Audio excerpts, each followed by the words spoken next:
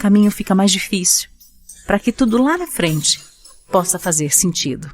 A gente nunca sabe quem é realmente a pessoa que está do nosso lado, até que a gente tenha que enfrentar uma dificuldade. Na alegria, na saúde, na riqueza é fácil, né? Mas na tristeza, na doença e na pobreza, aí não é qualquer um que aguenta, não. Quando eu conheci o André, eu estava num momento da minha vida em que eu realmente queria conhecer o André. Quer dizer, eu tinha 29 anos, eu tinha um bom emprego, já tinha namorado bastante e estava querendo mesmo encontrar o cara certo para me casar e construir uma família. O André era exatamente esse cara. Ele era inteligente, trabalhador, bem-sucedido, bonito, divertido e, o principal, tinha os mesmos objetivos e sonhos que eu tinha. Sabe aquele cara perfeito? Era o André. Nós namoramos por 1 ano e eu era completamente louca por ele. Eu não sabia como era possível, mas eu me apaixonava cada dia mais por esse homem. Sério, eu amava o André demais e me sentia sortuda, muito sortuda por ter encontrado a minha alma gêmea. Depois desse primeiro ano, ele me pediu em casamento com uma baita surpresa. Você não tem ideia. Ele fez uma festa, ele convidou todos os nossos amigos, a família. Ele até cantou pra mim. Eu juro, ele cantou a música Eu Sei Que Vou Te Amar, enquanto ele ajoelhava e tirava uma aliança perfeita do bolso, me fazendo o pedido. Nossa, eu chorei tanto aquele dia. Era um sonho. Tudo era um sonho. Mas esse sonho precisou ser interrompido. Um dia comum, eu estava indo para o trabalho quando eu sofri um acidente grave de carro que ia mudar a minha vida para sempre. Esse dia estava chovendo muito e eu acabei perdendo o controle da direção. O meu carro, ele capotou várias vezes e aí para mim, já é tudo escuridão. Eu não lembro de nada. Eu só soube depois, quando eu acordei, que eu fiquei mais de 1 semana em coma e que eu passei por muitas cirurgias. Cirurgia até na cabeça. Eu fiquei sabendo até que os médicos tinham chegado a dizer para minha família que era para eles se prepararem para o pior. Mas, contrariando tudo e surpreendendo todos os médicos, eu consegui sobreviver e eu acordei. Ninguém entendeu nada, né? Mas simplesmente aquela não era minha hora. Quando eu acordei, eu estava muito confusa com tudo. Precisaram me manter medicada por um tempo para eu não ficar muito agitada. Depois, eu consegui conversar com a minha mãe que estava lá.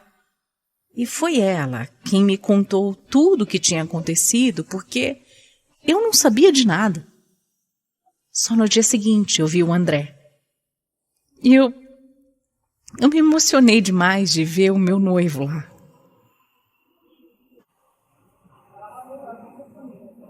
Oi, Ellen. Que bom que você acordou. A sua mãe, ela me avisou ontem, mas eu não consegui vir porque eu tinha muito trabalho e também... Entendi.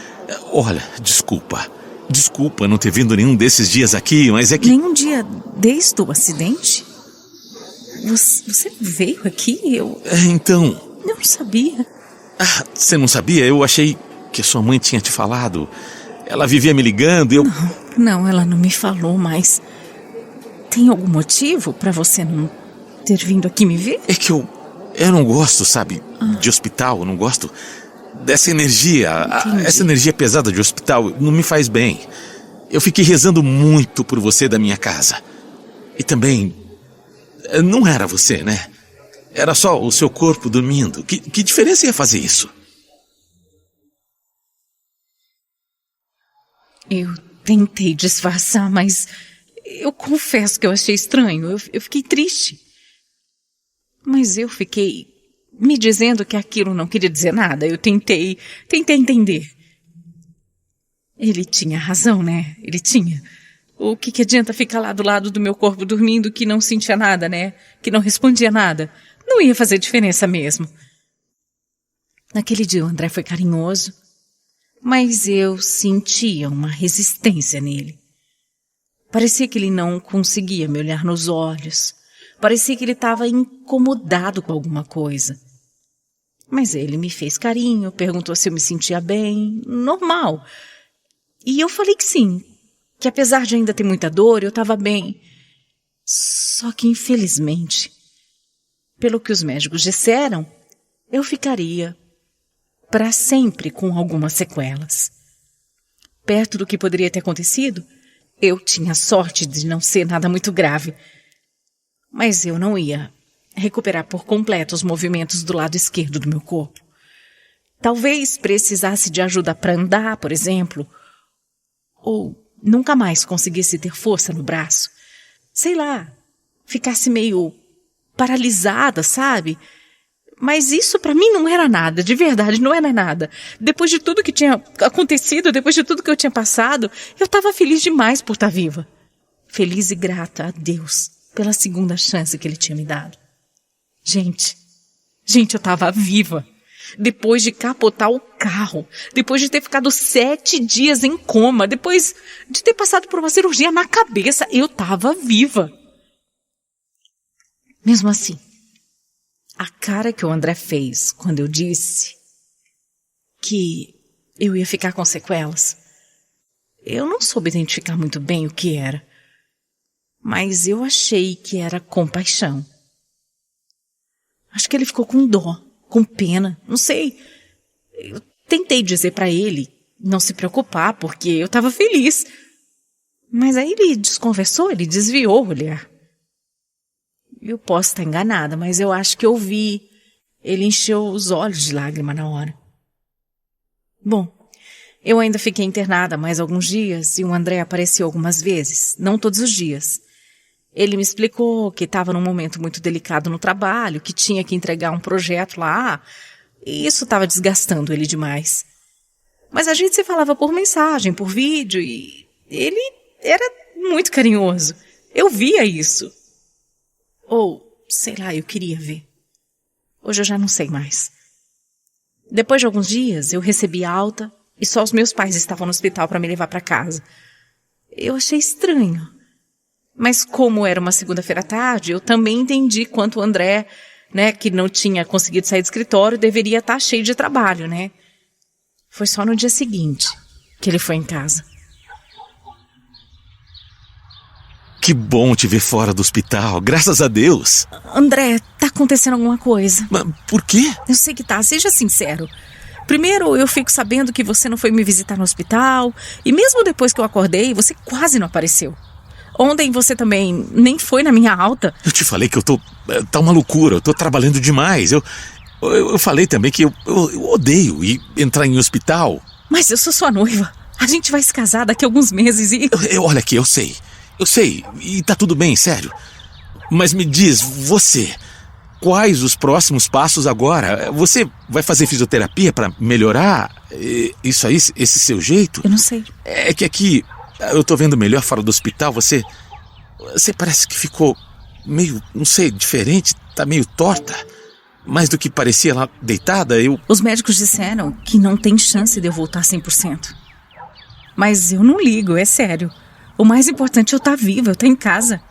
Você acha? Nossa, sabe o que é? Desculpa falar assim, mas Deus me livre ficar assim, que nem você, sabe? Você tá parecendo... Sabe, Ellen, sei lá, parecendo um sorvete derretendo. Você tá mole, você tá estranha.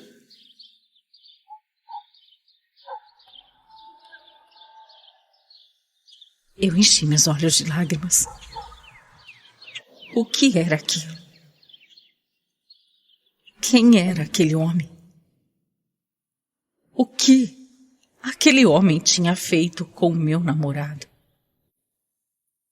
Como é que ele podia ser tão insensível? Eu estava tão feliz por estar em casa, tão feliz por estar viva, e ele falando daquele jeito horroroso. Na hora, claro, ele percebeu como eu fiquei mal e pediu até desculpa, disse que tinha usado as palavras erradas, mas as palavras ditas não voltam, né? Era exatamente aquilo que ele pensava. Que eu era uma coitada por estar torta. Que eu era uma coitada por não ser mais perfeita na visão dele. Acho que era a primeira vez na história em que uma pessoa acordava de um acidente com sequelas, mas sem se importar e feliz da vida, e que conseguiam estragar tudo depois. A verdade é que eu não queria enxergar. Eu amava tanto o André, tanto. Eu tinha sonhado tanto com uma vida linda para nós dois, que eu estava tentando tapar o sol com a peneira. Mas tudo aquilo era um anúncio do que ia acontecer. E nem demorou tanto, né? Ele não aguentou muito tempo. Ele achou melhor esclarecer tudo de uma vez por todas. Ellen, eu pensei muito e você já deve saber, né? Não dá pra gente continuar junto. Não dá. É outra, né? Você já tem outra, né, André? É claro que não. Eu nunca te traí. Ainda mais você em coma. Você pensa o quê, hein? Quem você pensa que eu sou? Eu sou um homem. Eu sou um homem de verdade, não um moleque. Então por que, André?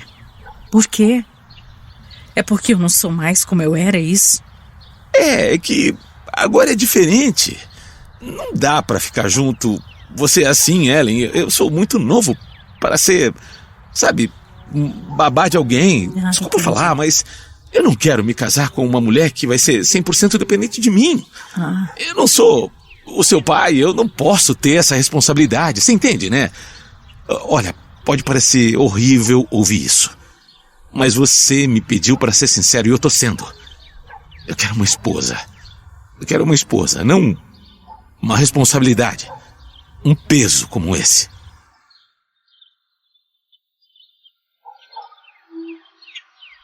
Eu juro por tudo que é mais sagrado que eu não tô exagerando, que eu não tô mentindo ou inventando.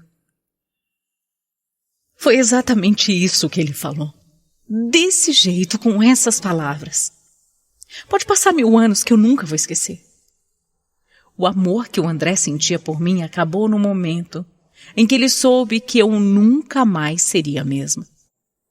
Minha mãe me disse depois que ela contou para ele, desde o primeiro dia no hospital, que os médicos tinham avisado que eu ia ter sequelas.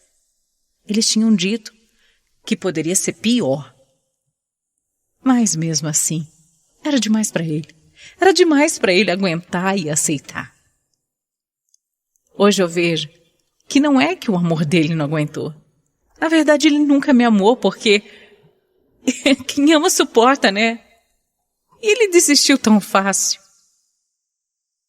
Doeu demais descobrir que eu tinha me enganado tanto em relação a ele.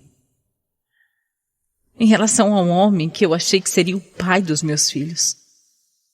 Mas se tem uma coisa que eu acredito, é que Deus escreve certo por linhas tortas. Tudo tem um motivo de acontecer. Se eu não tivesse sofrido esse acidente, provavelmente eu teria casado com o André. E talvez um dia, depois de algum tempo, eu ia descobrir que ele não era quem eu pensava. Por mais que demorasse, eu ia descobrir. Talvez fosse muito pior e muito mais sofrido. Então, que bom que foi antes, né? Tudo isso também me permitiu conhecer, alguns meses depois, o homem certo. O homem que seria aquele que viveria comigo para sempre de verdade.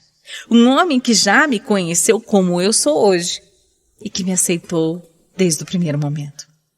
Um homem que não pensa que é o meu pai e muito menos a minha babá e que incentiva a ser 100% independente. Um homem que hoje é o meu marido, é o pai do filho que eu estou esperando. Porque sim, mesmo com sequelas daquele acidente que nunca foram embora, eu pude engravidar. E pode ter certeza, eu serei extremamente capaz de cuidar do meu filho. A minha estrada foi de muitas pedras, mas todas elas foram necessárias, porque foram elas que se transformaram em tijolinhos com os quais eu consegui construir o meu lar. Eu sou tão agradecida a Deus por todas elas. Por todas as dificuldades, todos os sofrimentos, tudo isso me trouxe até aqui mais forte. Se hoje eu amo, se hoje eu sou amada e eu valorizo a vida, foi porque lá atrás eu sofri. Tudo, absolutamente tudo valeu a pena. Essa é a lição que eu deixo com a minha história. Se hoje tá difícil para você por algum motivo, não deixa de acreditar que lá na frente tudo vai fazer sentido. Deus não erra, Deus não demora, Deus capricha. Pode ter certeza.